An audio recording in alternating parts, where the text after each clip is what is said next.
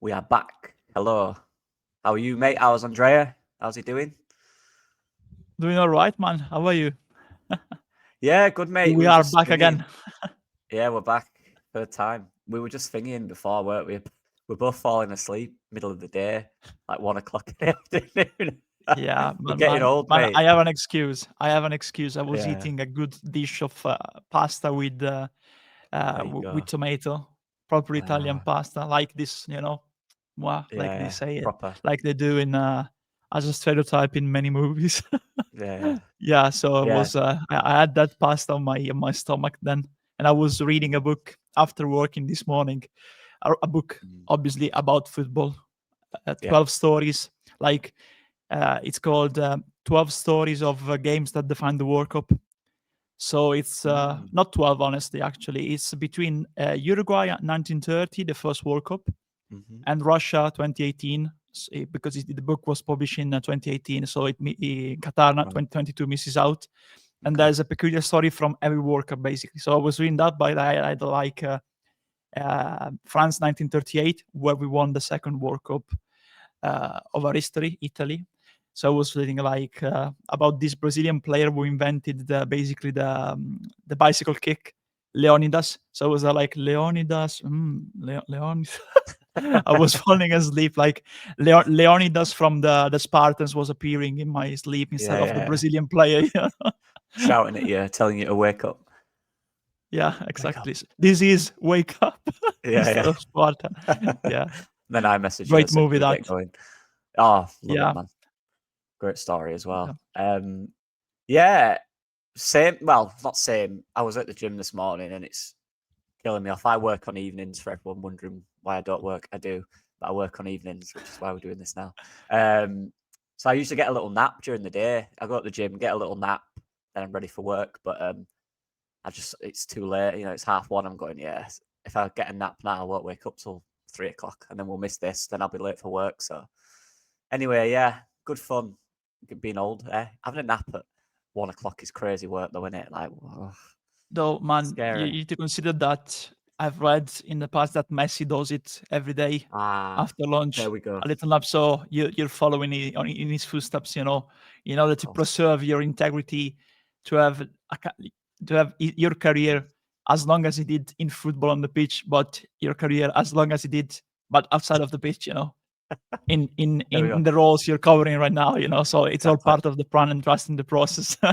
Yeah, you got to trust the process, mate. Whatever Messi does, if you do it, you're doing something right, aren't you? So, yeah, I didn't have a nap anyway. We did this instead, so I'm all good. I'm Yeah, just slightly tired, but I'll be I all right once we get chatting. yeah, I usually do the exercises in the evening around 6 p.m. Italian time, of course, Mm, Central European time, CET. So yeah, I usually do I really like the watt bike now, mm, doing 30 Ks, 35, 40 at times, I have it in my home too, so I can also, because, if I do something I'm really always very busy with my mind. So mm. when I'm doing something, I need to have something, planned where I can learn something. So when I'm exercising, I have the TV in front of me. I'm watching like Yeah, history series, football games, and everything. So the time goes by very fast. Yeah, it's useful combining the exercises and learning and relaxing a bit too. In during the day after yeah. work too. Yeah, Yeah, I'm quite similar to be fair. I'm one of them people, me. When I run or do any exercise, I don't put music in. I put like a podcast, um, usually yeah, like a football podcast or a kind of a thought-provoking kind of thing where you have to think about things. Because, like you said, it takes away from how long you've got left to run or certain things. So, quite similar in that sense, mate. I don't know what it is, but my brain has to do something different to my body. It can't think about what my body's doing. Do you know what I mean? It's kind of like yeah. let my body do what it's doing and my brain can do something else kind of thing. Yeah, I agree with that honestly because people say maybe you're not focusing on one thing, Mm, But for example, when I'm at work, I have these headphones too. But of course, I have my own office basically yeah. with my own space, 2 monitors too. So when I'm working, because I have also other people in the neighboring offices, and they talk, and I get distracted here in the talk, So I put my headphones in.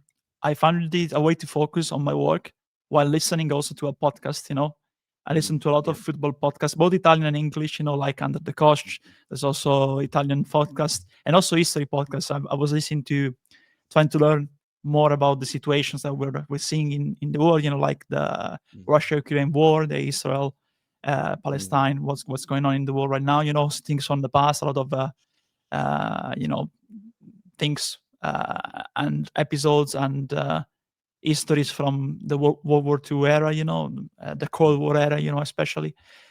Yesterday I was listening to a podcast about the dictatorship in the 70s in Argentina, the Falkland War, of course, the Malvinas Falkland Wars, So yeah, I really like to learn about both history of football and history in general, in order to understand better what's going on in our current days, Yeah, love that. Well, from history to present, you've watched the game, Andrea. You managed to watch the second half, didn't you? So obviously you've watched the first as well. So yeah, no, the second I watched the second live because I was stuck in the traffic after the regional games. I watched it on my phone. Then I had to rewatch because I watched only the 10 minutes when it was halftime at the stadium in Reggio. So after that I had to turn it off because it was at the game and they had restarted. So watched the second half, then went back to watch the first half, of course. Yeah. Nice. Yeah. So before we get into it, I'm just going to say, so this week we're not going to do any diagrams or anything. We're just going to do, there's a few more discussion points this week, smaller discussion points. So like I said, we want to make this kind of not one thing.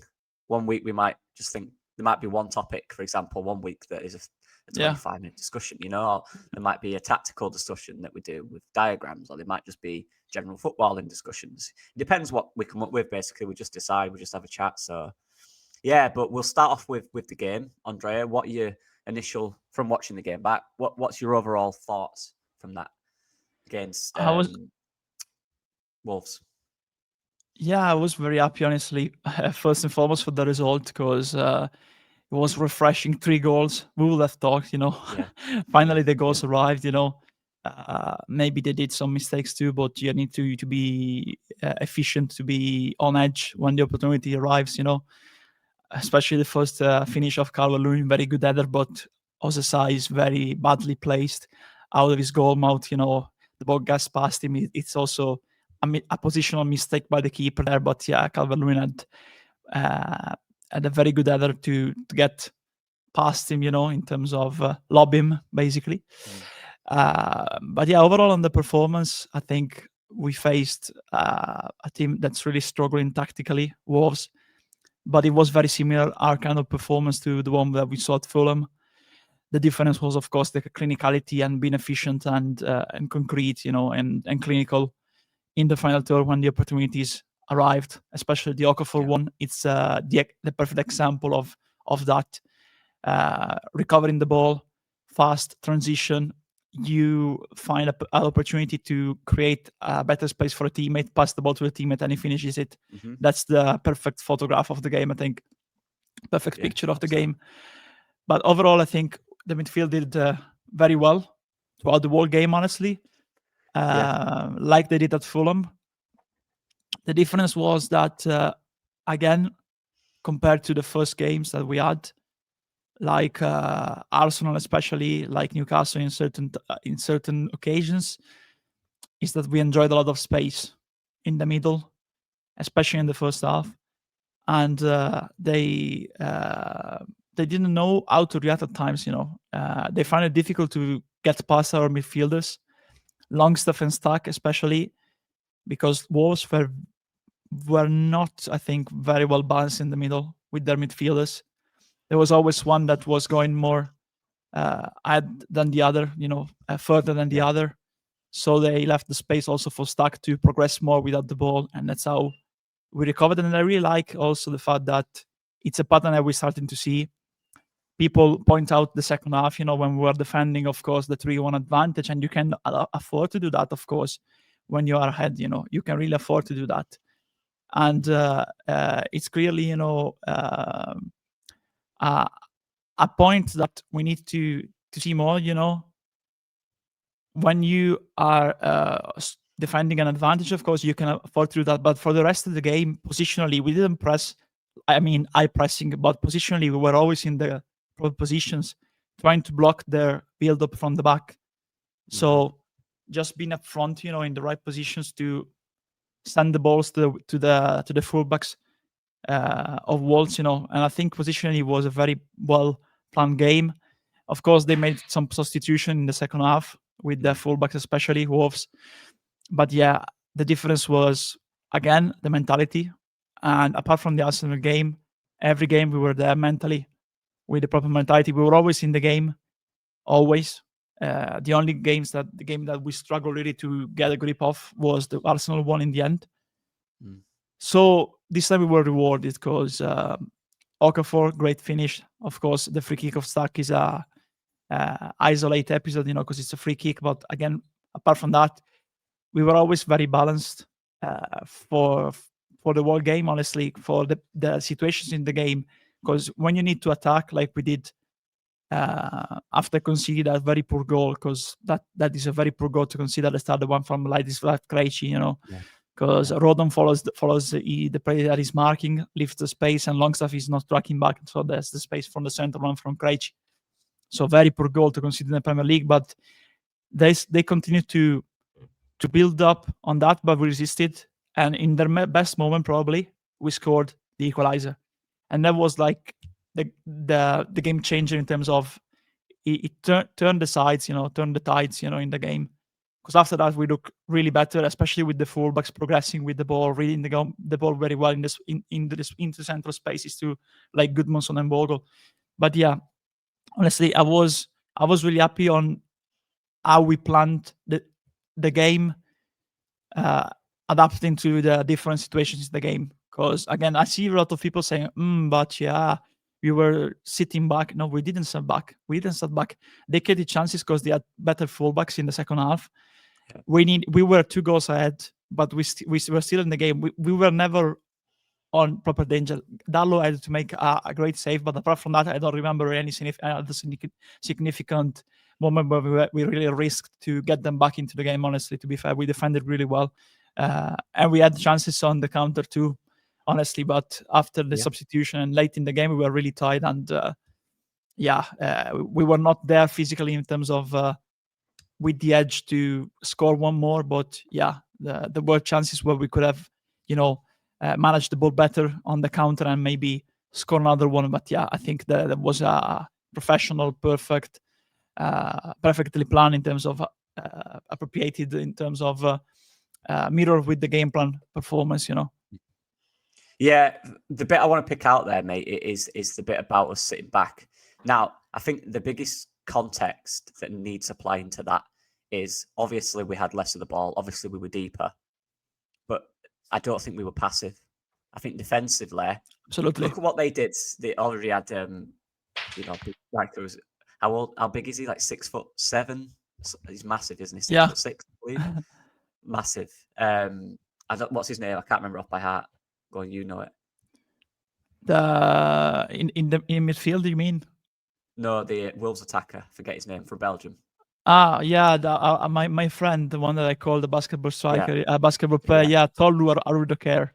That's the one. I think that's So yeah, basketball player. Him, yeah. Basketball player. What did he do? Great, yeah, he's just a finisher. You need to get the ball with the header, but apart from that, he struggles to get involved. I don't like the type of player. Of course, don't disrespect to him, but I don't like the type of player basically. Well, because in the first half, what I saw, he was up front by himself, right? It was very much him against the centre backs. Obviously, Wolves would advance players more narrow, more centrally, but he was the one. Then in the second half, as they were 3-1 down, and this is the context, they were 3-1 down. They had to win that game. They were not going to win the game unless they changed it tactically. So they went ultra-attacking, basically, to use a basic FIFA term. They did, right? They brought on Strand Larsen, played 2 central strikers at all times. They never left the box or central areas ever. They brought Bueno on, who, watching him for Feyenoord last year, very good crosser, very good offensively, likes to attack at all times. And that's what he did, right? So you've always then got 2 central players as opposed to 1. Now you've got not really an end-to-end fullback, but a winger. He was playing as a winger, right?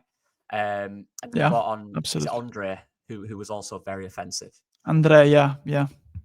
So what they did was go, right, we're 3-1 down. We need to win this game. So what we'll do is bring in more attackers. The only way you can react as a team, you can't stop Wolves doing that. You have to react. If we'd have played like we did in the first, very aggressive in all areas, for me, they'd have won that central duel with them two up top, with the attackers coming in and Bueno out wide. What I think we did really well in terms of balance was we just compacted the areas really well. I think the strikers actually won a lot of headers in the box in the second half. However, we bothered them. We put them off. We were tight. Any second ball, we were close to the ball. There was never space for them in the box, which is important. We were in, like Farke said, we were winning the game. We had to react to what they were doing. Exactly. Because they were being kind of, in a way, desperate to win the game. They're 3-1 down. They have to do that. We do the same. So for me, you have to be sensible in these situations. And I didn't mind what we did. The only issue for me was, and we've seen this a few times, when we do win it back on the edge of the box, is the panic from the player on the ball. A lot of the times, whether it was Ampadu, Gruev, the centre-backs, the full-backs, I say Gruev, sorry, because he did it once or twice when he came on, they just boot it. Now, that's the frustration. That's where you need to find the striker. That's where you win a foul. That's where you slowly bring momentum back in the game. And that's what we didn't do. And that's not a tactic. That's a player. We've all done it. You know, you're panicking, you're 3-1 up, get it out. That's your brain. Your brain tells you, get it out, right? All the crowd is saying, get it out. That's what the players do. So, and Farke came out after the game and said he didn't like that. He didn't want us to have that little possession. But the fact is, we had to react to how they played. And the fact is, it worked. Because realistically, apart from maybe one decent cross, which went past both the defenders, we looked relatively decent. Like I said, we lost the outlet a little bit. We did panic, but I don't think it was a bad thing. I think we were still angry. I think we were still aggressive on the ball. We won the ball back still. What I did like is there was 3 or 4 times, like you mentioned, mate, where we won it back.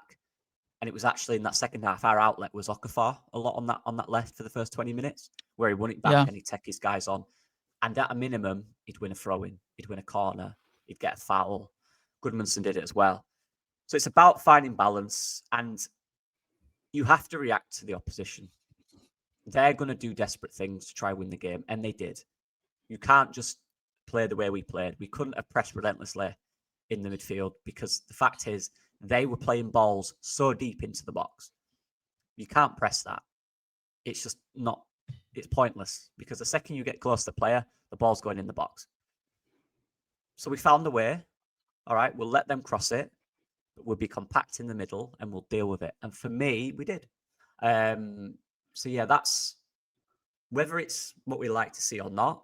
The fact is, we don't really have that many game changers who can adapt a game like that. We don't really have that progressive midfielder who can win it at the edge of the box and drive 10, 15 yards past defenders to create a counter-attack, right? So that's the situation we're in. But for me, I've spoken this week, so I won't say too much. I really liked the performance. I did. Again, like you mentioned, the mentality of the team I really enjoyed.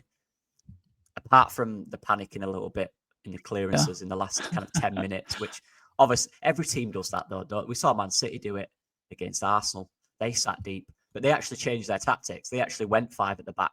They brought on defensive players to sit in front of them.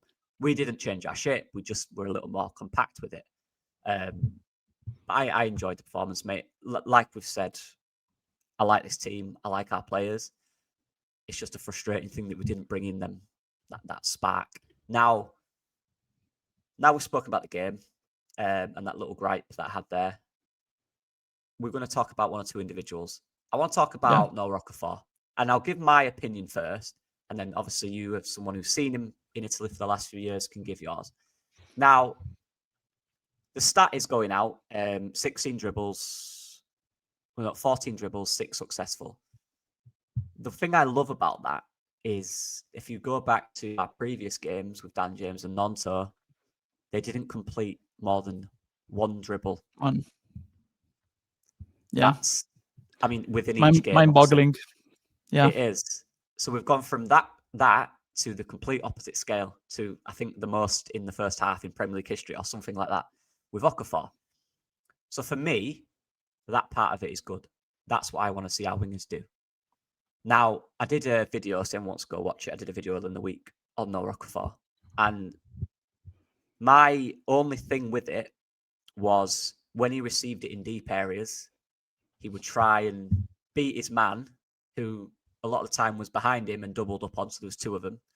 He'd try some silly flick and lose it. Look at the goal we conceded. It came from him losing it in a silly area. Yeah. So it's about the balance, right?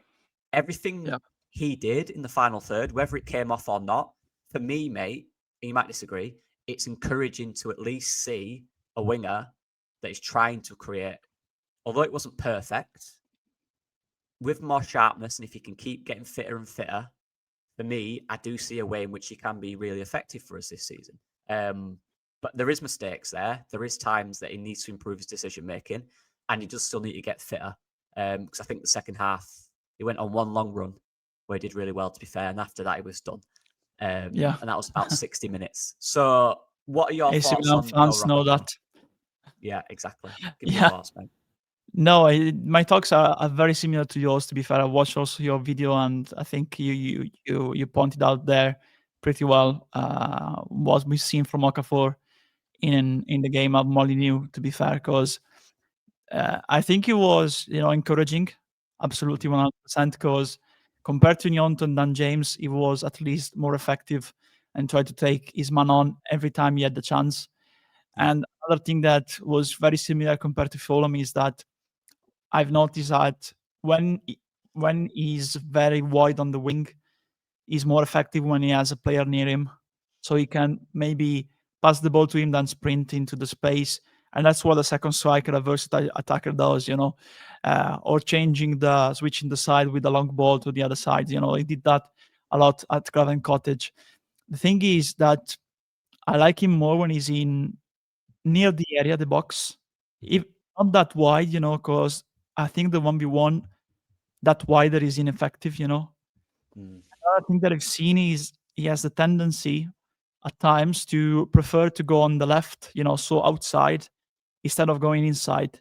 And I think he's really effective on the inside, and we've seen him on both on the goal occasion when he's more central, but when he was going up central near Calvert-Lewin too, I think he was more effective, and you can allow him to play more centrally, more like a second striker, not that wide on the wing. And also, you mentioned deep spaces, deep areas.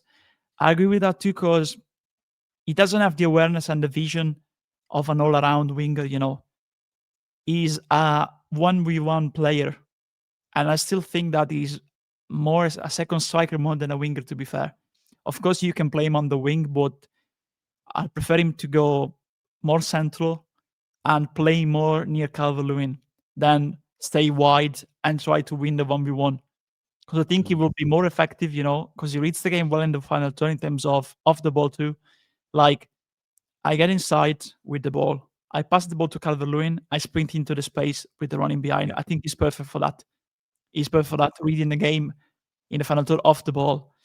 I think he's not an all-around winger, an all-around midfielder, because when a winger is pressed and he's covered and he doesn't have the space and he has two players of the opposition near him in our own half, you don't need to do the dribble there. You need to hold the ball, pass the ball to a midfielder, and the midfielder can maybe switch the side on the side that it's not crowded by the opposition in that specific case. Yeah. Instead, he still prefers and tries to do the dribble, but you can do that when you are in the final third or in the opposition half in a positive, in a good space, in a good situation. You cannot do that like in the occasion when he lost the ball under goal by Krejci. You can do that in a difficult situation because he doesn't have then the pace right now to track back. He's not a defensive player. Like we've asked in the last two seasons from Nyonto, from James, from Solomon to also help in on the defensive end of the game in our own half, tracking back at times. especially than James, for example. Now Aronson too is played because he's more. He can contain more the attacker, because of his non-stop running in that area. Okafor cannot do that right now because he was basically a second striker, a winger all his life, and he wasn't used to track back and play on the defensive end or be an all-round player like a playmaker, like helping in midfield. So we really need to get him involved more when he doesn't have the space to do the 1v1 in front of him, front of the wing. And I still believe, honestly, to be fair, that the best from him is in central areas, like I said. So we've seen a trending, in football right now these days, that maybe a winger is played on the right and he's more defensive minded, so he stays more like Aronson, more back for the back of the pitch, deeper, and the other one can go farther, can go further, like Okafor in this case. So he can also turn that position, like a 4-4-2 in possession at times, or a 3-5-1-1 basically.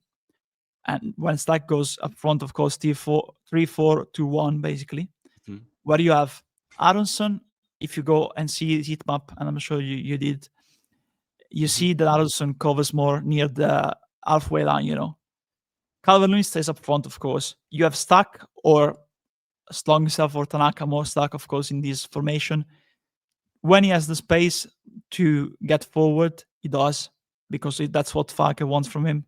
Even if it is not his natural position, he's trying to grow and learn the position, And in these kind of games, like at Wolves, when he doesn't have a player, stopping or blocking his positional run, he can do that, and he did actually at Wolves, So you have Stack, and you can have Okafor also staying, yes, on the left, but more central near Calvert-Lewin, because in the end, we've seen that so far the initiatives from the wings have been ineffective right now in terms of chances, the creation of chances. When Okafor was more central, I think he was more dangerous, and he's shown that he has the capability to, even when he has a player on his back, to hold the ball, turn around, and when he has the space, shoot.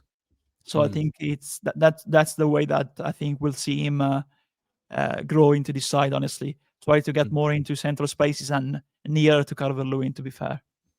Yeah, one thing that impresses me about Okafor, having watched him more, is how naturally strong he is. You look at profiles of wingers these days, they don't tend to be the biggest or strongest. They're quite small, diminutive characters, right? Whereas Okafor is very strong. He's quite tall as well. So I always liked it when he came inside, although he didn't always make the right decision. He used his body so well to maintain the ball. There was one where he was central and he shouldn't have done it. He cut inside to three of them as opposed to going out wide to Gudmundsson, who had an overload, 2v1 out there. But he took three of them on, and I don't know if he passed it to Bogle, but it went out. It was a terrible pass. But the ease in which he just beat three Wolves men, just using his body quickly to manipulate the ball, was really impressive to me. So I always like it when strikers and wingers combine. I think it's beautiful. And that's what we need for me. There needs to be that connection, whether that's across from the outside, finding the striker. I don't think we've quite got that. I think our main threat is when we cut inside and we do close, short combinations. I think you look at our team, for example, Okafor, even Aronson, Calvert-Lewin, Longstaff, Stack. Their skill set in terms of passing is quick, short passing as opposed to longer passing for me. Yeah. So if we can kind of adapt the way we play, and we did, this is my point, we did see it at the weekend a few times. When we play in tight, close combinations, we're actually very dangerous because Calvert-Lewin's a very smart. He's a very smart player. He knows about space really well. He knows where he's going. He knows if he does a certain movement, the defender will follow. He knows where that space is. He knows where he can flick the ball or set the ball. So that really works. Stack as well is a very smart. He's very good with space as well. And even Aronson, look, for all his criticisms, I think in terms of like a 1-2, a quick pass and a run into space, Aronson's good at that because he's very quick and sharp. and Okafor as well. Longstaff obviously has that experience. Him and Ampadu were unbelievable in midfield for me. So, and Stack was very good as well, obviously. So for me, I think that's how we need to play. It's weird because you kind of, it's football for me. I always say this. It's all about space, but people say that they probably presume, I think, get as wide as you can, create as much space. But if you've got the players that are really good in tight spaces and they can work in tight spaces, that's your space. Then use that space. If that's the space in which you're most effective, then use it. And like you said, what we're very good at with Calvert-Lewin and Okafor, if he's running off the last man, we've got quick, powerful runners in behind as well. So, and then we've got Gudmundsson, who we'll talk about in a minute, and Bogle, obviously injured, which is kind of heartbreaking. Who can be our wide players. Our wingers don't really need to be. They can just create combinations inside, and then you've got the wide outlets in Gudmundsson, who for me is growing into the season, and Bogle or Justin, sorry. So I think they're our balance. So yeah, I've just, there's a lot to go with Okafor, 100%, and he needs to sharpen up on his decision making, particularly in our defensive side. But there is a lot there for me with him, Calvert-Lewin, Stack, and Longstaff just to create. So yeah, I'm very kind of. Yeah. I'm not sitting here saying we don't. I still think we need another winger, 100%. That doesn't change anything. Yeah, absolutely. We still need a creator as well. Nothing's changed, but I'm encouraged for me. I think there's something there, 100%, if he can just stay fit and get sharp. Yeah, the foundations are there. It's just that, you mentioned FIFA before, in terms of attacking. There's also another term that it's used on FIFA. It's inside forwards, And now wingers, you said, the fullbacks get really high off the pitch, with the runs, growing into the game, growing into the season. Bogle and Gudmundsson so far have proven to be one of the two players that have really proven the difference in certain games between getting a result or not getting a result, because Gudmundsson at Fulham, he scored the own goal, but he was one of our best players, I think, that day. Yeah, I agree. Yeah. He was really unlucky to score that own goal, But both him and Bogle, have been really a good balance in our side in terms of their positioning, getting forward, progressing into spaces with the ball. When there was one action, I think, when a player was marking Okafor. I don't remember if it was Chachuana or it was, I think, Bueno, probably. Basically, their fullback that was marking Okafor. And there was one midfielder here, and Gudmundsson just progressed with the ball between them. Yeah. Because one player was marking Okafor, the other one was covering in the middle. And Gudmundsson said, okay, you are allowing me to go there, I'll go there. And then he created an advantage, numerical advantage, for Leeds. But yeah, I think the problem with the inside forwards, like I said, is Okafor can do that, play more central. But then you need also another player for me in that formation, ideally in my mind, that is a creator, and we don't have one right now. Because, Aronson is good in the 1v1-2s, the short passing combinations, because he's not the 1v1 player, mainly. So in the 1v2s combinations, he's pretty good. Problem is, I would like, a player in that case, in possession, that is capable of moving all around the final third, So it can be like the final playmaker behind Okafor and Calvert-Lewin in those situations where we are attacking, because of course people look at the formation and say, it's a 4-2-3-1, 4-3-3, there's a different kind of formation last season, 4-2-3-1 and 4-3-3 this season, but in possession, it's not a 4-3-3. It's more like three at the back, the two fullbacks getting in midfield, and then you have Okafor more central and Aronson like an adjointed midfielder, Yeah. If you don't believe us, go on SofaScore and you can see the heat maps and usual positionings, if you really want to believe that, because these stats are good, for to build a conscience, to inform yourselves about certain parts of football, because right now these days, the initial formation are just numbers on a board, 4-3-3. Yeah. But if you look at the movement of the players, it's not a 4-3-3. In possession is a different formation, and where you're not in possession and defending is a different shape. We've talked, and pointed it out, I think, last week when we showed with the graphics, But yeah, I think especially Gudmundsson and Bogle have proven to be one of the most improved players since the first Everton game. I think. Yeah, we were gonna have a little discussion on them. Like for me, mate, and I think people were very up on Gudmundsson at Everton. I didn't think he was great. I think his decision making was quite poor. His positionally wasn't great either, in my opinion. Just in my opinion, but 100% credit where credit's due. I think he's adjusted to the league. There will be games against top wingers where he will massively struggle. That will happen because he's not an elite fullback. He's a very consistent fullback who's got some very good traits, and that'll carry him a long way at Leeds United. I genuinely do think that is it for me. Like if he's our left back for the next few years, very happy with that. I think he's very consistent in that sense. But for the last two or three games, he's more comfortable, composed. His decision making's improved. His kind of understanding of when to go on the outside or on the inside is improved, and he's providing us with the balance that Bogle does on the other side, and that's really important. Now with Bogle as well, and I've said this a few times. I said it pre-season. It's unfortunate with the injury. Genuinely, that's horrid. But hopefully, it's not too long. I know it's international break at minimum, but we don't know after that. But I've been so impressed with him, mate. I don't know what it is about him. I just think he's he doesn't kind of care what level he's playing at. He just loves to play football and he enjoys himself. I think that's what I love about him. I've said this before, mate. I said it pre-season. I don't think he's that far away from an England call-up. Genuinely looking at the state of our right backs, apart from maybe one, they're not performing at an elite level. None of them. So, for me... I was saying, can you hear me now? Yeah. Yeah, you're good. Yeah. No, I was saying Trent is injured now too, I think, yeah. Right. So this is it, mate. So then you have Trippier, for example.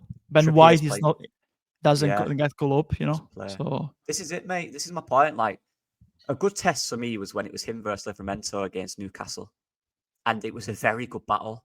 Livramento beat him once or twice, but once or twice Bogle did well. He got across him. Offensively, he beat him once or twice as well. He got into good areas. He got good balls into the box. He created chances.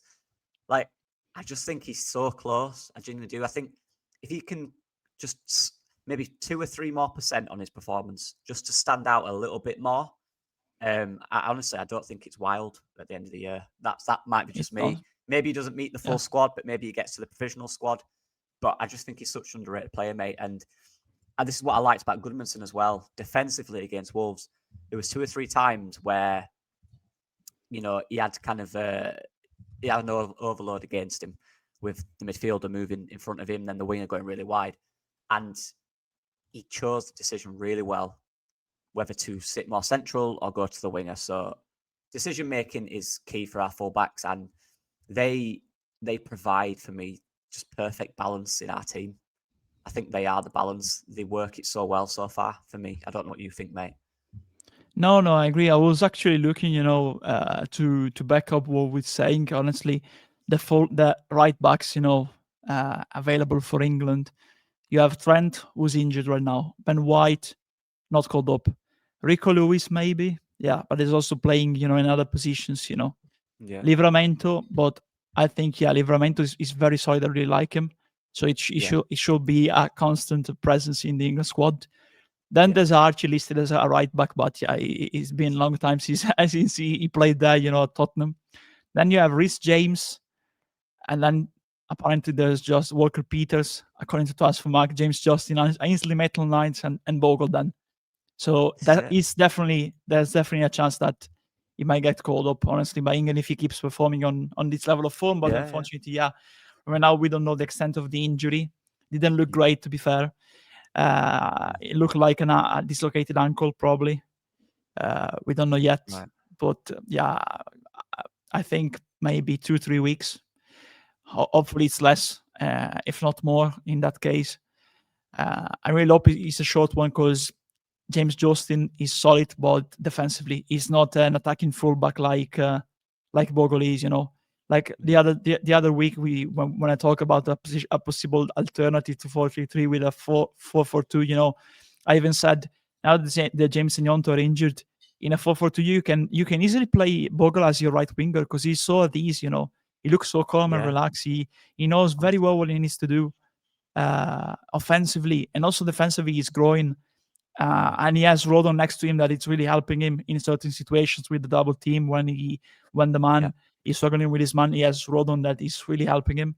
But yeah, honestly, to be fair, he's been, especially Bogle. I really like Gudmundsson because I didn't think he was great. I don't think he was great against Everton. He was really conservative, in a certain sense. He did the simple things, but misplaced a lot of passes that I remember me and you were talking. I said to you, man, Gudmundsson, if he plays like that, he's gonna make me so frustrated this season because right now in this first game he really looks like Rasmus Christensen. And I actually read a comment on Twitter like yesterday or after the game, I think not yesterday, after the game, that said Gabriel Gudmundsson is everything we wanted Rasmus to be. That I completely agree with that, honestly. After the first game, where it was solid defensively, but we know that the fullbacks really play a part in our offensive game plan, And after that game, of course, there was the Arsenal one. But after that, starting from Newcastle, I think he's really grown offensively, reading well when he needs to go inside, especially.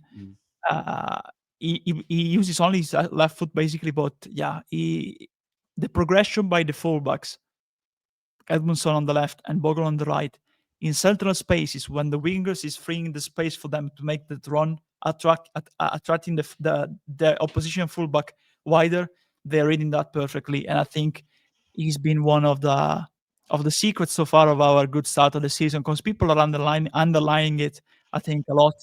Because if you look at that, 3 points first game, lost the second, then two draw, the draw against Newcastle, the unfortunate loss against Fulham that really should have been a draw, Yeah.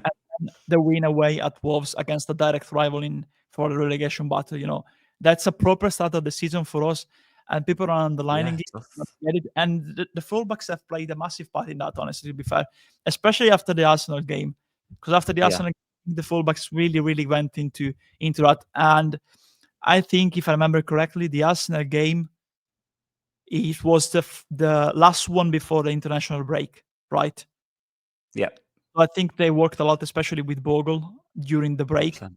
And when Gudmundsson came back, he really could play now with these adjustments in the formation, like he played at Lille, an attacking fullback, and like he does with Sweden. Apart from the last international break where they had an emergency and he played like the left centre back in one game, basically in a back three.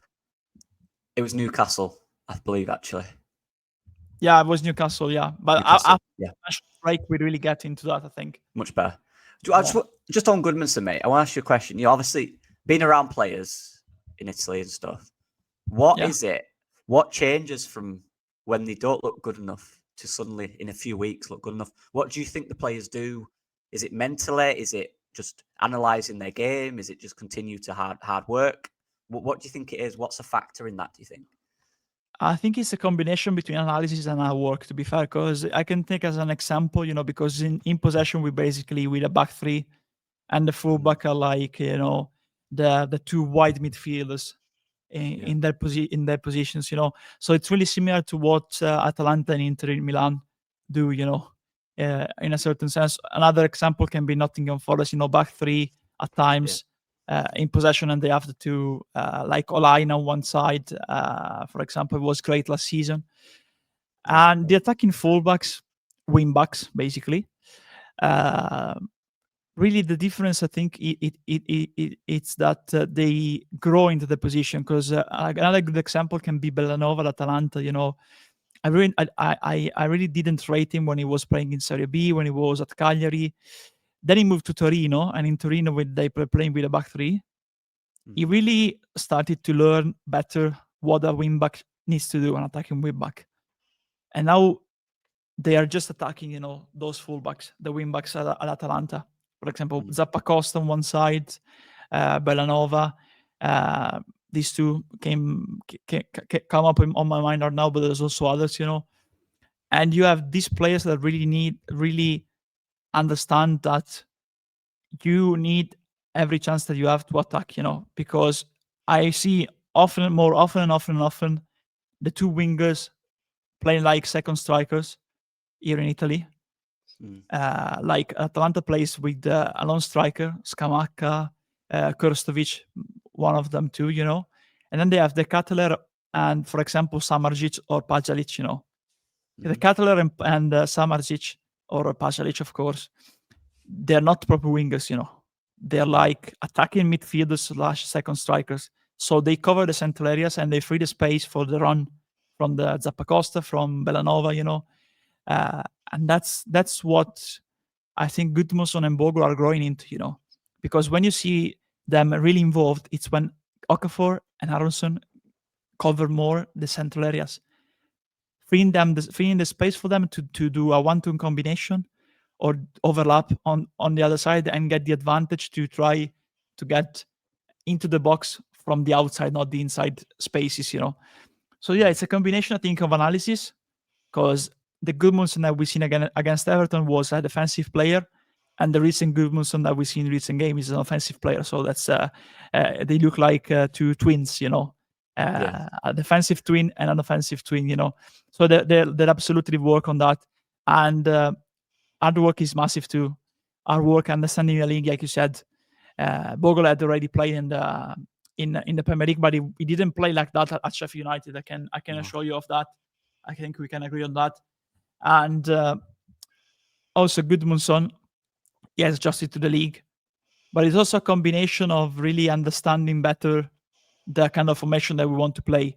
Listening to Struijk, I think he was speaking to the BBC yesterday, and he said, now we are more balanced. So having the players really understanding what you ask them to do is the first step towards achieving your club goals, I think, because even they don't get enough praise, honestly. They really go under the radar, but Rodon and Struijk, of course, Rodon, he made the mistake following the player there, but it's not his main. The main mistake there is not his. It's a good move by the other striker.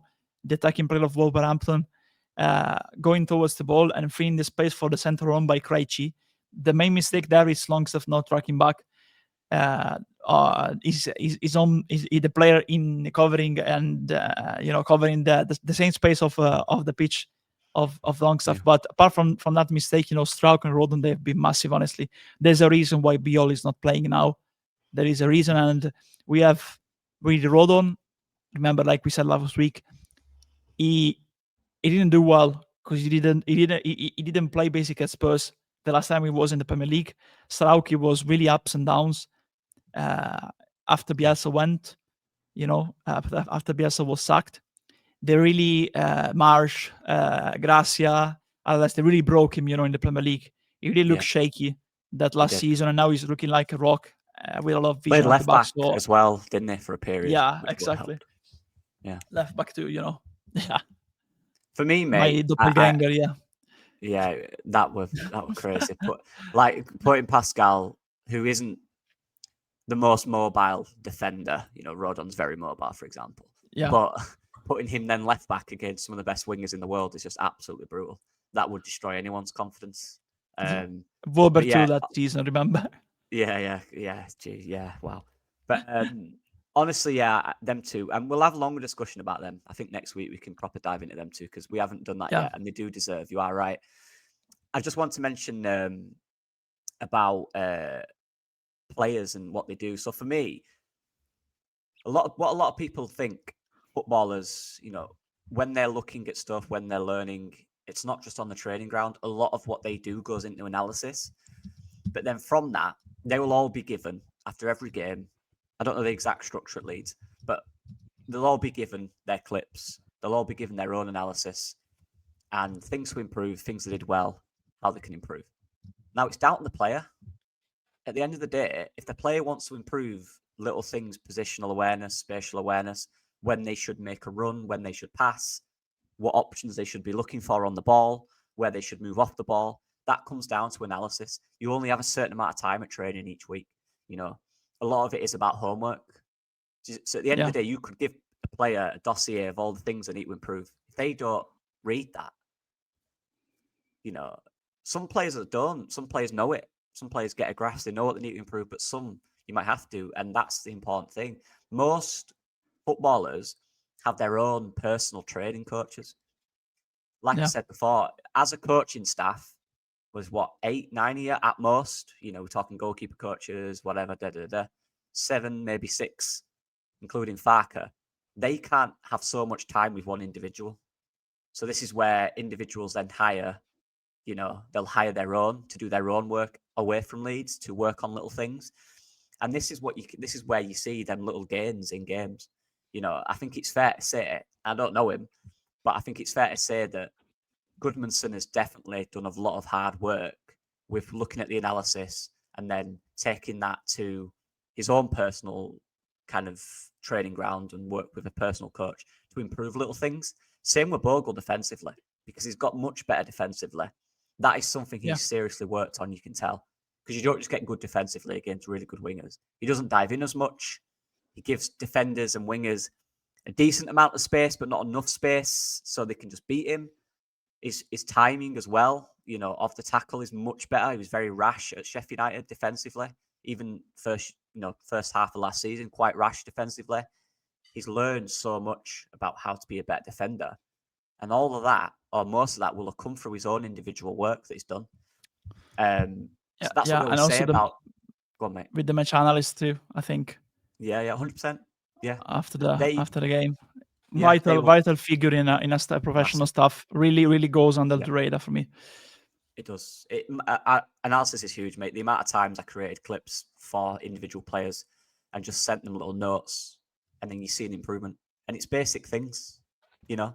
It's not difficult, but it's hard when you're in the game as a player. It's completely different to watching it from a camera above, out of the pressure. But then when you go back into the game, you can take what you've learned and then put it into practice. So analysis is massive.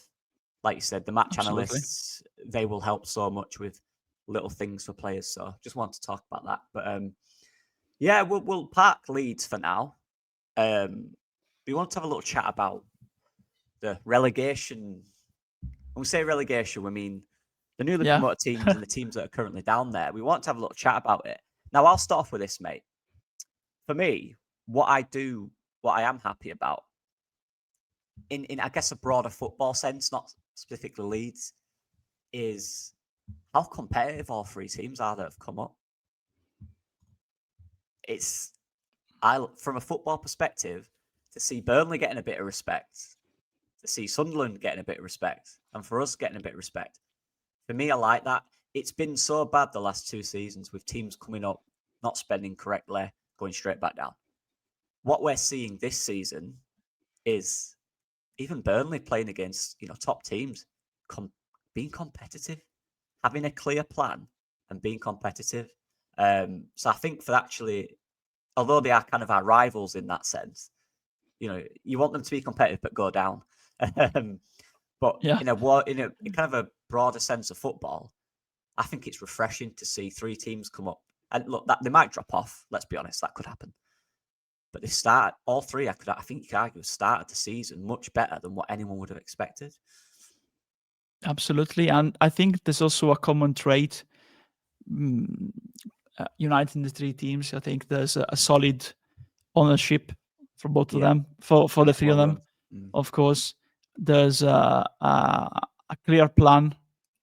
I am thinking about Burnley. You know, they brought in players that are functional to the type of football that Scott Parker plays. Sunderland, they did differently. They had the money to spend. They spent it properly. They wanted to follow the Nottingham Forest example, you know.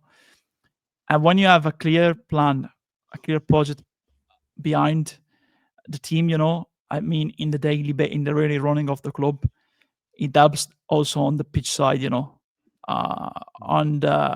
with the results on the pitch, because when you have the proper players and you have also the proper professionals like the manager, the director of football, the CEO, and I really think that Sunderland being 7 now in the table, really, apart from the transfer that they made, I think Gisolfi being on the club and having the relationship that he has with Régis Lebris and Kirill Defus, the owner of the club, it's massive Yeah. because you have three: the manager Lebris, the director of football Gisolfi, and the owner Louis Dreyfus, working in unison, the European way, because Sunderland are run not in the English way, but with the European way. Basically, in that sense, it's massive for them because the players that have brought in are functional to the project. There is a clear plan, a clear path to what they want to achieve. They were able to attract Granit Xhaka, Gertruida, Mukiele. Uh, of course, they had they had to activate the option, the mandatory option to buy for Lefebvre. They have good young players, getting into the Premier League at the right time, like Isidore, like Mayenda. Yeah. So yeah, absolutely, they have a clear plan, and absolutely there's a union of intent between the playing squad and the environment around them. When you work in a good, clear environment and see the contrast between, for example, Sunderland this season and the last season of Leeds, just to make to last season in the Premier League of Leeds 2022-2023, Mm-hmm. a lot of the when we went down, a lot of that I think was influenced by the confusion in the background. We had, of course, the discussions about the takeover. We had Radrizzani tweeting during the games. We had not a clear plan. They sacked, of course, Marsh. They didn't have a replacement lined up. So there was Schroeder, the fans saying no to Schroeder, of course. And they choose to bring in Navi Gracia, then Allardyce, because they didn't know what to do. And all that confusion, after the sack of Marcelo Bielsa, with the also the non-clarity, the non-calm, the constant being on edge under Marsh, because under Marsh, you really get stressed. I got stressed as a fan. I cannot imagine the players with all that talk about positional expected points. Yeah, but I think our process, they said many times, I think our process was fine. I just needed more time because the expected points, but not the expecting points. You were on the edge of the relegation red zone, using an NFL term, you were in the red zone of the league. Yeah, when you have a manager, a CEO, and the World Club United with a solid foundations behind them, or learning from their mistakes in the past, like Burnley, because they signed players functional for the system of Scott Parker. And Scott Parker, let's not forget that he had already managed the Premier League very shortly, and now he knows what he needs to do. He knows what he needs to change. He really wants to prove himself after the mistakes that he did that led to his sacking the last time, So yeah, I think that is a common trait. Also, Farke has something to prove because he got relegated the first season and then got sacked by Norwich. Very completely different situation from Leeds because he didn't have money to spend back then. But yeah, all of them have a similar, trait. I think they have something in common, and it's, apart from being historical clubs, it's having a clear environment behind them, of course. Yeah, 100%. I was listening to a podcast. I was trying to find it there. I can't remember the name of the person, but it's great podcast. I listen to every single week. I think it's, what's it called? I've forgotten. Training Ground Guru, I believe it's called. Yeah, very good podcast, and they get like names of big names, people that director of footballs, head of data, all that, and they talk about stuff like that, trends in football that's happening. And one of the people, again, I think she worked at Arsenal at quite a high role. I can't remember who she was, but she mentioned about like models and structure and how good clubs are run by a good structure. Now, for example, she said Brighton. People keep saying, "Oh, why do they keep finding these managers?" They get that's the structure. The fact is, what we've seen, and I know they're not doing great. Saint-Gilloise too. Another example, sister club, they have some connections. Yeah, exactly. They always seem to do really well because the structure is there. And in a way, what they were suggesting was no matter what manager they pick, the structure is always the same behind the manager. The recruitment is the same. They have the same data, which allows them to always bring in the right players for the manager because the structure is the same. The environment, the methods are all the same. So as long as you bring in the right players for the manager, you will get some level of success, regardless of who that manager is, because you're bringing in the best tools within your price range to that manager. So that's it. It's all about structure. And so, for example, if we're a well-run club, an extremely well-run club who has a very good structure and model behind the scenes, if Farke lost his job, we could bring in another manager who we've identified, and the structure would work based on that manager. Yeah. Obviously, these players are Farke players, but these players are Premier League players as well. They're players who work in the Premier League. It's not just recruiting based on the manager. It's based on, can the player, first of all, suit the league? That's what they were saying. It's about, and from my experience as well in scouting, the main thing you look at is, one, are they of the league level? Can they fit that league? And then two, can they suit the manager? Because it's all right having players that can suit a manager, which we saw under Jesse Marsh, but were then players good enough for the Premier League? A lot of them no. So what we're seeing with, I think, the newly promoted teams, you imagine now Labrie gets sacked, for example, them players, you can look at them players and go, they're still Premier League quality. A new manager comes in, all you have to do in the next few windows is bring in one or two pieces that fit that manager. So that's the structure for me. That's what, and I think you could probably say that for us as well. I don't think these players are particularly very Farke. People say that because they're from Germany. I think that's boring. Stack, for example, can fit in a lot of midfields. He's very versatile in that sense. You know, some of the players we brought in, you know, Gudmundsson, very good fundamentals. You know, even Calvert-Lewin, let's be honest, could fit. Maybe he doesn't start for a lot of Premier League teams, but structurally he would work. So it's about structure. It's about when you lose something, whether that's a player or a manager, you can replace them with someone cheaper who then can then grow into what the other person was. So that's kind of, Yeah, and I think there's also, you know, if we want to find a different example, you know, West Ham United, Wolverhampton, there's a reason they're done that now. They don't have a clear structure behind them. Yes. And especially West Ham, you know, compared to Everton, now Everton have improved under Moyes, of course, but they were really struggling behind the scenes. Now Everton, they've changed their whole sporting structure, you know, with the bringing in Hammond and Kinnear, of course. But West Ham, you know, there's not the clear plan. You know, there's the protests. You know, the fans in protest against Sullivan, one of the main shareholders, of course, of the club. Wolves, you know, I've seen that they didn't sold out.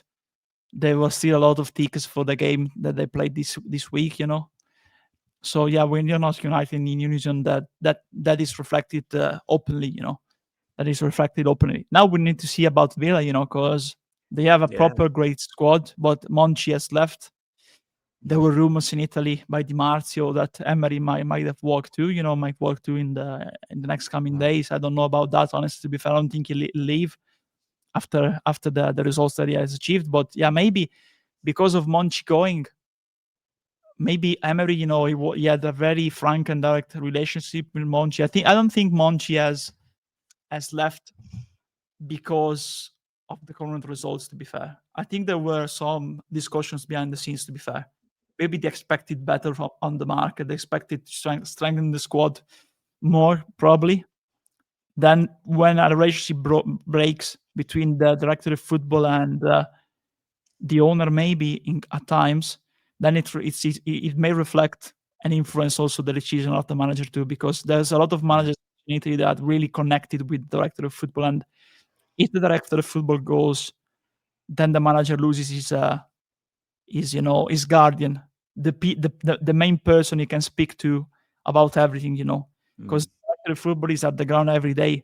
He sees training. It's like a liaison too during the week between the players and the manager, and also the manager and the players and the CEO and the owner, of course. The director of football doesn't only do it's not only in charge of the transfers. And the transfers is another part, crucial point that will determine the club staying open and clubs going down, because I think there's clubs that risk to go down because of the confusion behind the scenes, like West Ham, Wolves, and others by tactical decisions made behind the scenes. Because Brentford, their fans are already critical and skeptical about Keith Andrews now. They expected better on the market. I think Andrews deserves more time, to be fair. Honestly, it's still early, because I think it's still really early for him. He's just 5 games into his coaching career, as a Premier League manager. Then you have other clubs like us, because we are playing well in terms of a structure, but we scored 3 okay at Wolverhampton, but it won't always be like that. And I think that the lack of a creator in midfield, the lack of another winger and another 9 can cost us points in the season. And apart from that, I think in the end it will be between probably Wolves, because I really don't like them. They really look like a disjointed team, We have problems behind the scene. Then you have also problems on the pitch. They really look lost, disjointed, like 11 people and not a squad, like 11 people playing for a team and not a squad, like everyone was playing on his own, they were not connected, and the manager looked clueless, Vitor Pereira, that day. But it's still very early, so we'll see. I think it will be between us, Burnley, Brentford, West Ham, and Wolves. And I don't think Sunderland go down. Now, Man United, they got the result against Chelsea, but they are another example of when you have problems behind the scene. They lost Ferguson. Then the only success that they had in terms of silverware arrived with Mourinho. Not, of course, in the Premier League, eventually, obviously, but in domestic competitions or like the Europa League with Mourinho. And they look down to that like, oh, it's just Europa League, we need to win the Premier League. But it was down to Mourinho, Mangal when they won the FA Cup with Zlatan, I think. Then they had, with Ten Hag, they won the Carabao Cup, the League Cup, I think, or the FA Cup, I can't remember which one. But the problems domestically in the league are just a reflection of the problems that they had behind the scenes. And now I don't like the way Jim Ratcliffe is handling the transformation of Man United behind the scenes, because all those travel costs, those interventions that he did behind the scenes, I don't think they really affect in a positive way the playing squad. You need to bring in new professionals for the football department, the scouting department, and the CEO in order to spend the money better, because they spend 100 million for Anthony. Like a couple of years ago, So you see how a defined structure with the proper people. The top players are not just on the pitch, the manager or the players. There's also top players in terms of director of footballs and CEOs, and they really play a part in helping a club grow in that sense. Brighton is a good example. Brentford in this season was a good example. Now we'll see if they stay up this season, but it's pretty good. Even Fulham, they were down. They were down like 3, 4, 5 years ago. When they went up when we went up. Under Bielsa 2019, 2020. So after then, they always retain their Premier League status, and they've proven how, with the proper investment, how to grow like a club, like a collective club. Yeah, no, I 100% agree. It's something that's probably not spoken or looked at enough. That's why we do this. We like to talk on topics that are probably not spoken about, and it just gives people a bit of food for thought. Maybe it is important, and I talk about culture every week. The culture starts from the owners down. They set the culture, and it trickles down, and then it's on the manager to inform that to the players, right? So that's what, like you mentioned, Sunderland there. One thing I praised them for was, like you said, with the owners, the director of football, the manager, the connection is French, right? It's French speaking. Yeah, don't say French Connection, because it has a completely different meaning down there. Yeah, There's true, also been true. TV series, especially in Marseille. Yeah. The on the pitch football. Just joking, of connection. course. Yeah. And then you look at the players they brought in. Most of them French speaking or from the French league. That's a culture.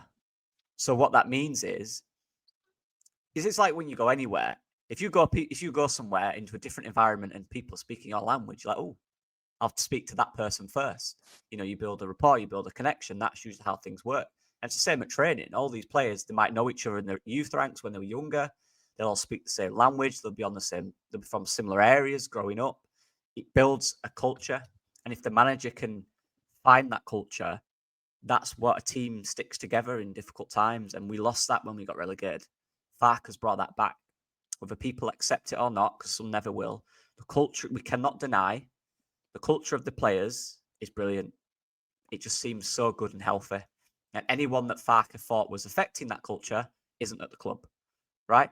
So all these guys are fighting for each other. That is set by the captain, who I think is a perfect ambassador to be the captain of this team, Ethan Ampadu. I think he's set that perfectly. I genuinely do. When he first arrived, he was a very good player, but I think he lacked a little bit of aggression in his leadership and kind of aggression on the pitch. He's found that perfect balance for me, as well as him being an excellent footballer. And then you've got the older lads the lads that have been here longer, like Strauch, for example, players like that who can really understand more Leeds and kind of feed that to Ampadu, Byram, Cairns, these guys. So I like that culture of our team. That's one thing I will say. So even in times where it's difficult for these players, I honestly feel like they care and they really want this. It's going to be hard because of the quality of the league, but I think the culture set by the manager of the players and set by the captain and the Leeds, the players that have been around Leeds for a long time, is actually really good. So that's one thing I want to mention on that.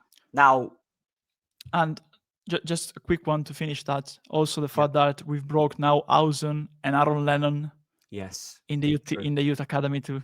So there's also Dallas, Dallas too. Yeah, all of them. You transfer the culture to the newer generations too.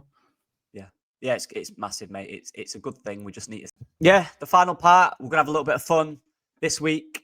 We'll do this for about 6 minutes because I've got work.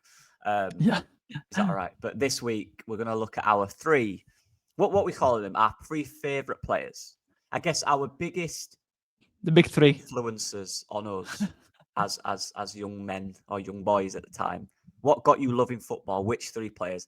We'll start with, in no particular order, or you can do it in order. We'll start with your first one, Andrea. Well, first one, Alessandro Del Piero, 100%. He's. I even have a picture with him and my father when I was like nice. Under 1 year old. He came here for a tournament. I have that picture, very, very old one on Instagram. But yeah, I always looked up for him. I look up to him when I was a kid. Because of the way he carried himself, not just on the pitch as a leader for Juventus, but also outside of it, a leader on and off the pitch.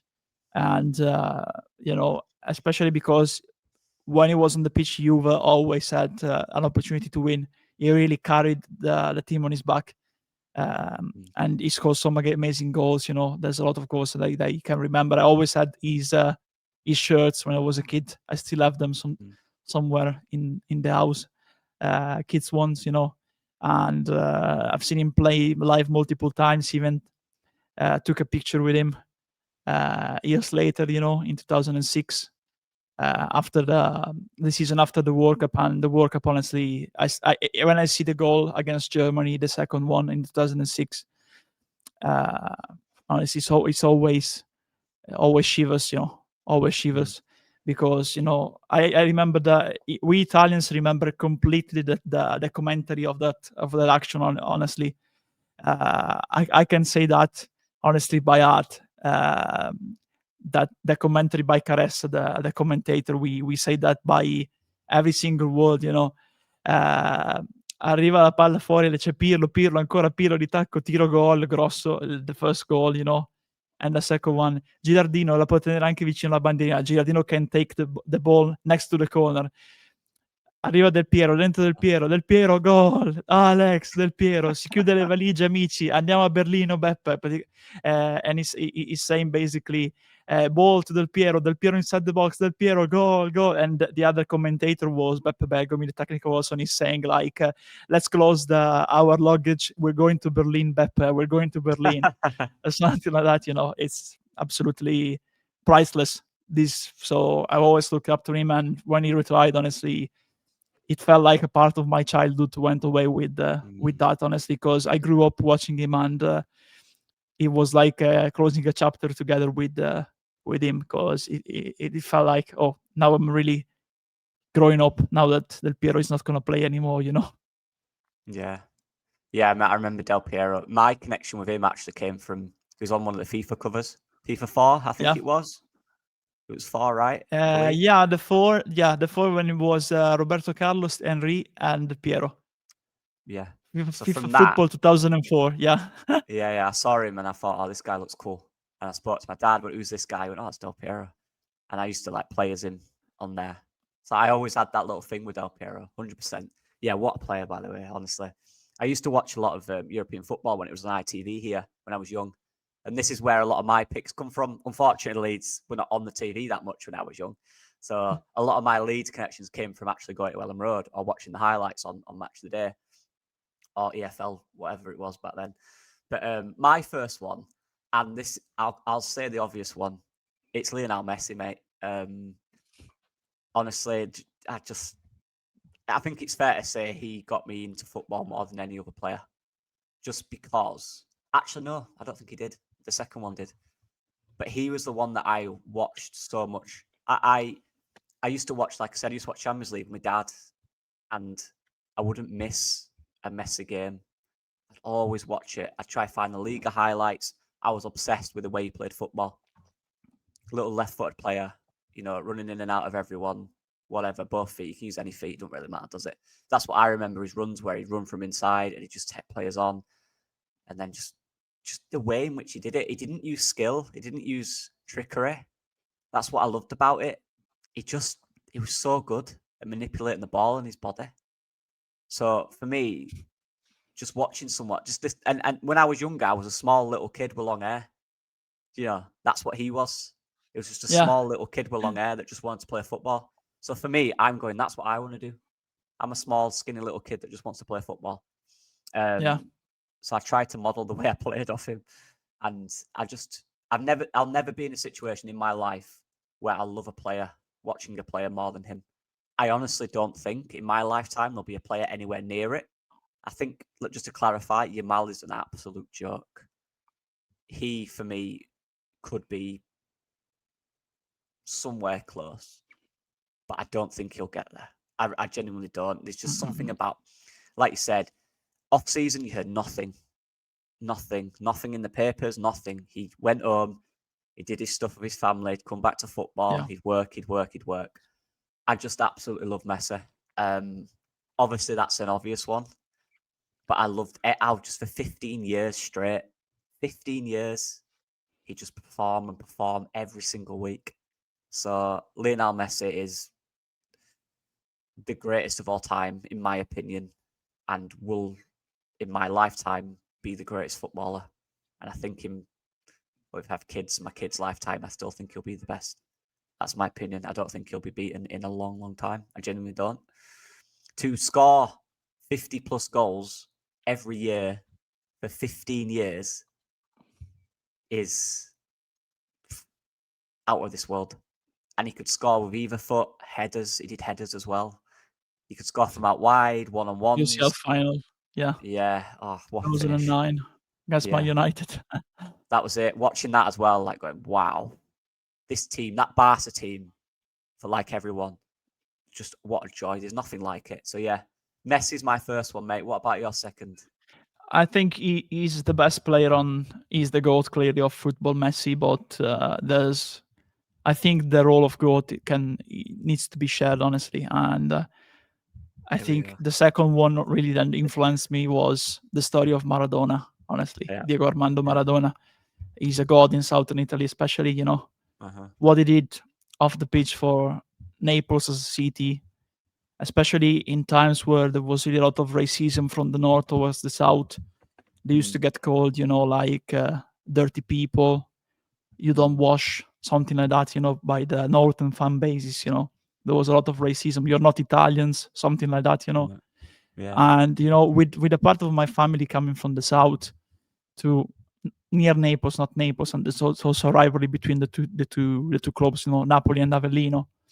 And back in the 80s, it was like Maradona even said that in an interview with Argentine TV, the real derby of Campania region is Napoli Avellino. There's been many local derbies recently, like Napoli versus Salernitana or Napoli Benevento, but the real one there's only one, and it's Napoli versus Avellino, because Avellino had players like Juari, like Barbadiglio in the 80s, the Napoli, who eventually moved to Napoli. But yeah, Maradona, back then, Napoli, before he arrived, like a couple of years before, they just barely escaped relegation. They had Ruud Krol as a foreign player, because you can only have first one, and then they decided to change and make it two foreign players in the 80s in Italy. Right. So the first season Maradona arrived, and Napoli it was, and then 2-3. The first season was Maradona and Bertoni, both Argentinians with Italian ties, of course, Italian heritage. Then they had that Napoli. They had Maradona, Careca, Alemao, those kind of players, And they had good players, Italian players like, of course, Ciro Ferrara, the Napoli Bagni, Carnevale, Giordano in that era, Zola, very young Zola. But yeah, honestly, Maradona he got really criticized because, of course, it's drug abuse, what he did. But he only hurt himself, in the end. And he always admitted his mistakes, and he paid for them eventually. But in terms of what he did playing in football and contributing in the city, he completely changed Naples and the south of Italy. He used football as a tool for social recognition and social revolution, because that Napoli team, it's like comparable to putting the top, one of the best players in the world to, let's say, Burnley, or for example, right now, Brighton, for example, and winning 2 Italian Serie A Scudettos and 1 Coppa UEFA Cup. So it's not repeatable, honestly, especially with the level of football that was there. And also Maradona, the 1986 World Cup, basically 60, 70, or even 80% of that victory of Argentina is down to Maradona, honestly. Those 2 goals that he scored against England, the hand of God, of course. And yeah, in Argentina, of course, they were just coming out of the years under the dictatorship of Videla and Galtieri, especially, and the Falkland War. The Falkland War was just an invasion that the Argentine dictator did to take the focus of the population who was revolting because of the inflation and economical problems, to divert the focus of the population to a matter of national unity, But it was a very bad decision, because eventually, of course, the UK won that war, So it's still an open wound, because many people were sent, in that war. And eventually, I think they realized that those young people, they were sent to a war that they couldn't win, against the UK. So there was still the open wounds from the dictatorship, the people that lost their lives, in the war on both sides, of course, of that war. So Argentina was, a democracy once again after the dictatorship fell. And I think that World Cup really helped also Argentina to heal as a nation after a very long, because it was between 1976 and 1982, the years of the dictatorship. So it was a completely different World Cup compared to the one that they won under the dictatorship in 1978. And Maradona was down to that, because apart from that specific game against England, I remember the game against Belgium, watching that back, of course, because I wasn't born yet. Also the final against West Germany, with the goal from Valdano, it was unplayable in that World Cup. So for what he did outside of the pitch for Naples, taking a small club, eventually, because they didn't had won many trophies back then. I think they were trophyless, if I remember correctly, apart from just 1 or 2 domestic cups, taking them to the pinnacle of Italian football and also winning the UEFA Cup. And also Argentina, taking that team, to World Cup glory in that fashion. Apart from that end of goal, of course, that was a thievery, basically. He played, Shilton with that. So he was not very smart sportsman-like back then. But yeah, apart from that, I think it's really, his legacy is really, misread in a certain sense, because he did a lot of good things outside of football for people. He only hurt himself with the bad choices that he made in the end. But apart from it, was always, there's many stories coming from Naples of how he helped people down there, even going to play without assurance, taking the team to a small muddy non-league pitch to raise funds, play against like an amateur side, just to raise funds for a sick kid, basically. There's many stories coming down from Naples of how he helped people down there, under the radar. Yeah, love that. Absolutely. Yeah, Maradona, he had to be, one of us had to say him, didn't we? Obviously, his influence on Italian football, but the game in its whole will go on for centuries and centuries, without doubt. One of the greatest of all time on the pitch as well. So combining that with what he did off it, as one of the biggest icons in the sport ever, 100%. But yeah, for me, secondly, I mean, there's 2 clear ones in this. I'm struggling for a third still, genuinely. But second, and it's another South American. I've got a thing for South American footballers, as you can tell. I mean, we both have, I guess. For me, Ronaldinho. Messi, in his own way, was a little bit after Ronaldinho, so I was a little bit older watching Messi. Ronaldinho was the first player I watched and went, I want to play this game. I want to go, Dad, find me a team. I want to go training. I want to go football training. Who's that guy? Because, again, and I thank my dad for this, for watching it on the TV, a player that was so different in the sense that, and this isn't good, by the way, if there's any young ones watching this, don't do what Ronaldinho did. He hardly trained. The guy was party all night. I didn't know this at the time. And he just turned up to training and the manager just go, yeah, that's what he does. Accept it. But everything he did, that didn't affect him. He could probably play drunk and he'd be fine.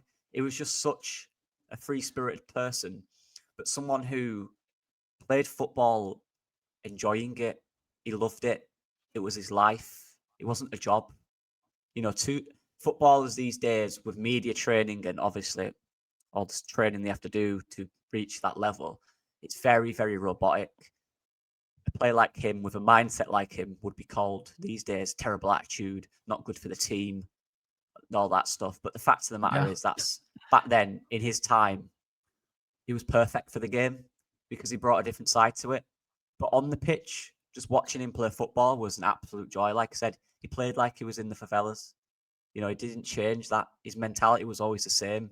For me, he inspired as well the likes of Neymar, Rafinha, there's endless players I could think of that he inspired.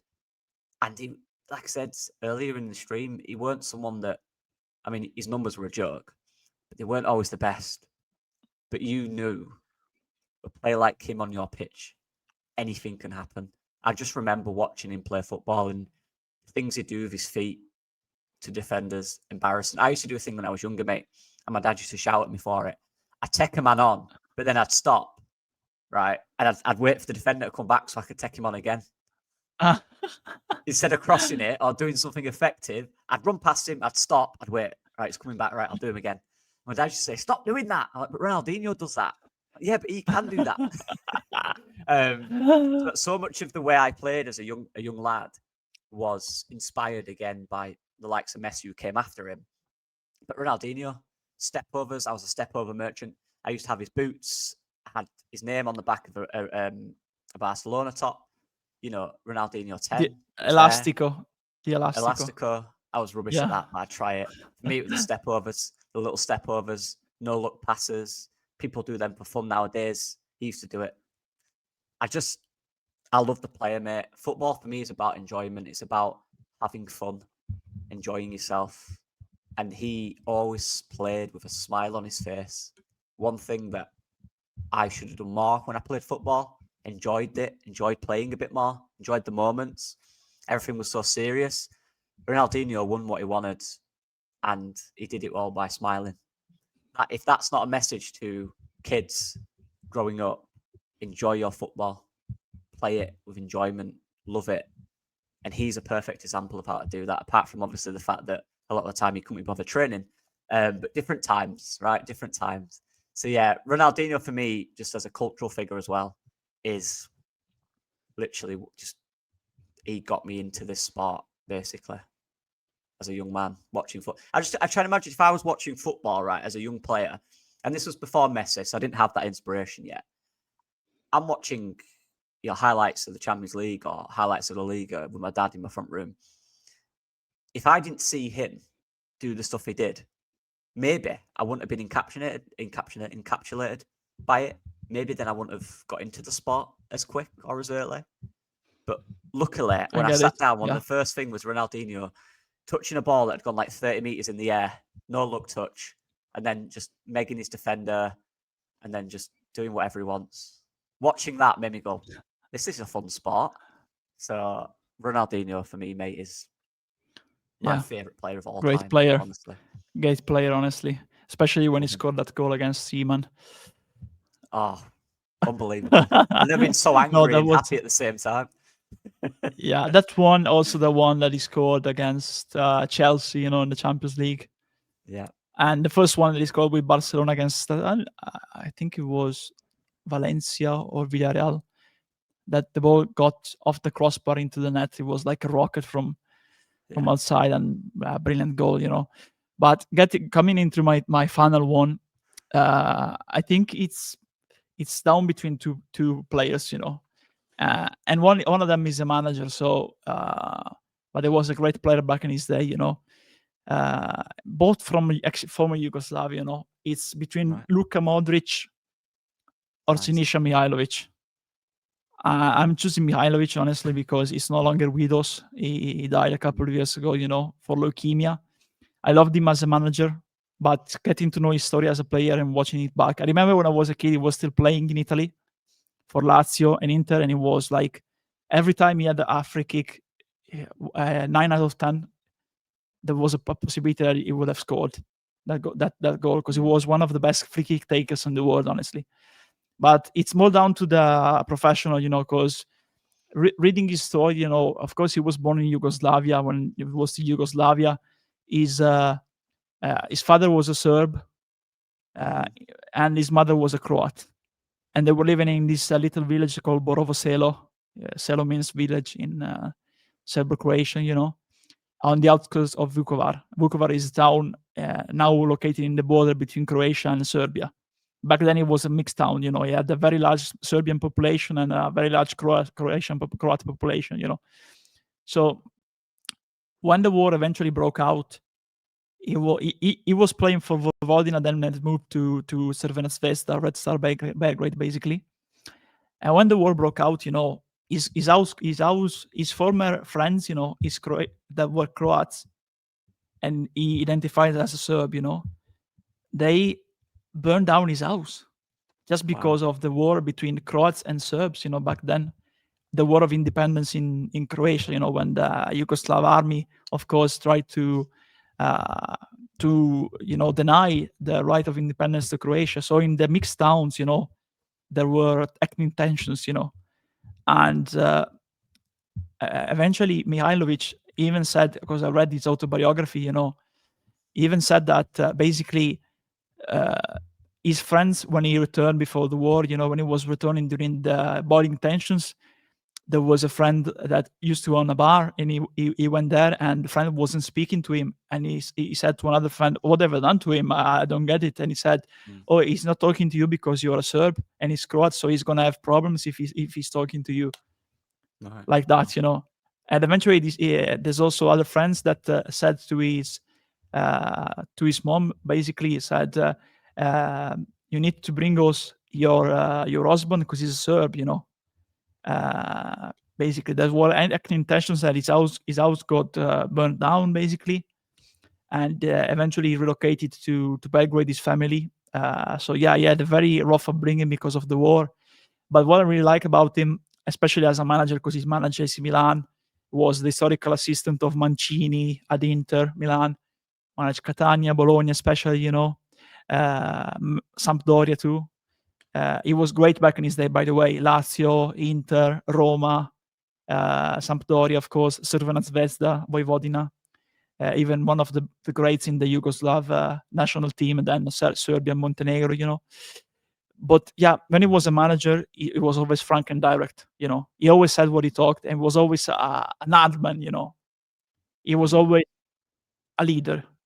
He was always proper professional, leading by example. And even when he got sick eventually, he still, when he appeared that he had healed after the first phase of his disease of leukemia, he returned to the bench when he was still sick. Wow. To his team.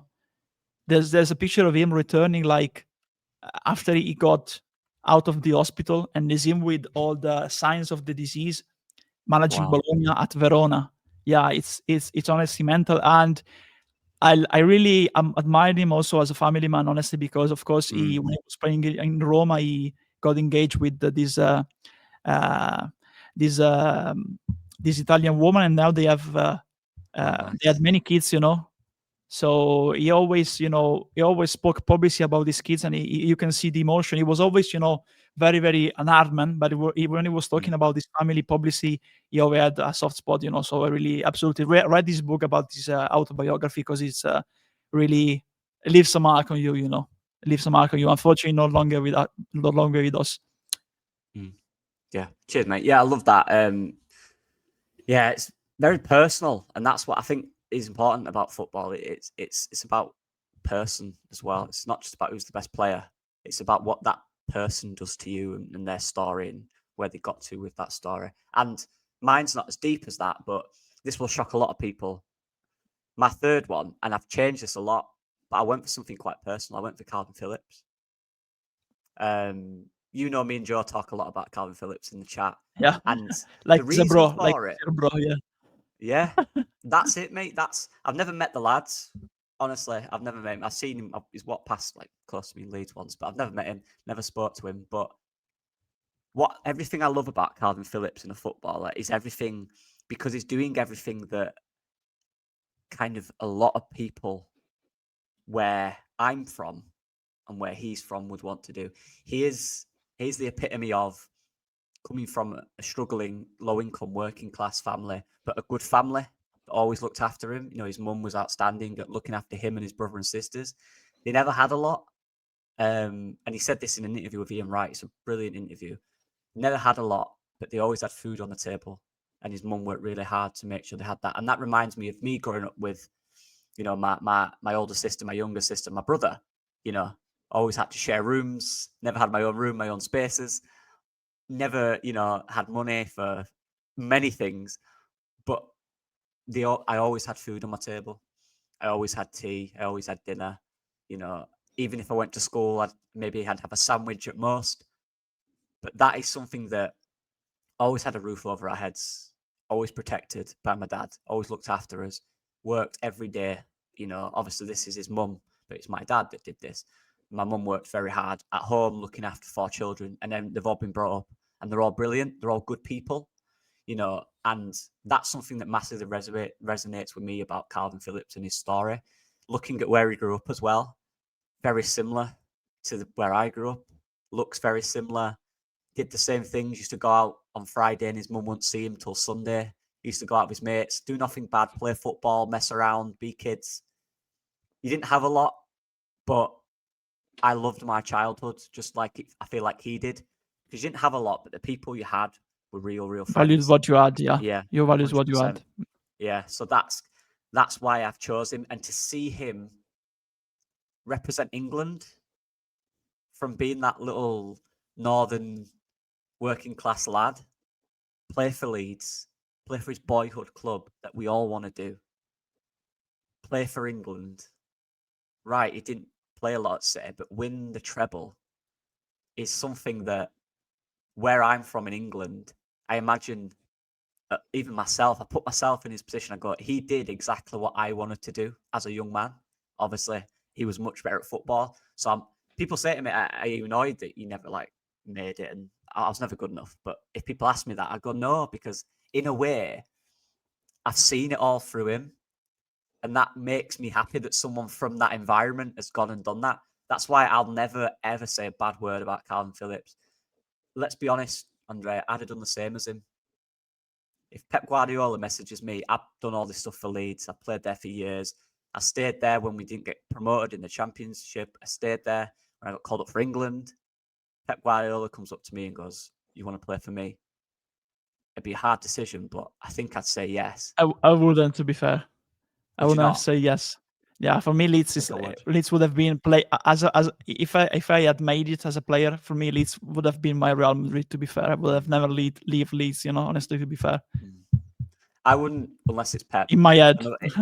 When we talk about managers and we talk about like favorite managers and stuff, again, I'll sort of speak about how much I love Pep Guardiola, and it's not even about his style of football; it's other things. But for me, that just to see him achieve everything he achieved is just knowing where he grew up and what he went through. It's so similar, and this is why me and Joe, because Joe's the same. Joe will have walked around with kids just like Calvin, one of the boys just chilling out, playing football. Didn't have a lot, but you were honest, and your parents brought up good kids, and he's a good lad. And I hope whatever happens, I want him to come back to Leeds. He's had his fun away. I want nothing more than him to come back to Leeds United and end his career doing something good at Leeds. Because like you said, you'd stay. If I'd have done what he'd done, I'd have took that. But I'd have done that for 2 or 3 years, and I'd have come straight back. I'd have ended my career. So for me, Calvin Phillips, mate. I love the bloke, honestly. I want to see him do so much. Me too, man. Play for Me Leeds too. again as well. So that's kind of it. I have to go right now because I've got work. But lovely chat, mate. That was a very long chat. Bloody hell. Yeah. 2 hours. I didn't realize. I was looking at the time. I said, 2 hours. Oh. Right, so everyone, it's nice to see. Thank you for the love, as usual. We will have a name for next week. I haven't told Andrea. We'll find a name. We'll sort a name out for next week. I'll look through the comments and we'll get a name for next week. But big up everyone that watches. Thank you. I hope you enjoyed it. A bit more of a chatty one this week. But thank you, Andrea, as usual. Pleasure. Thank you, man. And I'll see everyone next week. Bye-bye.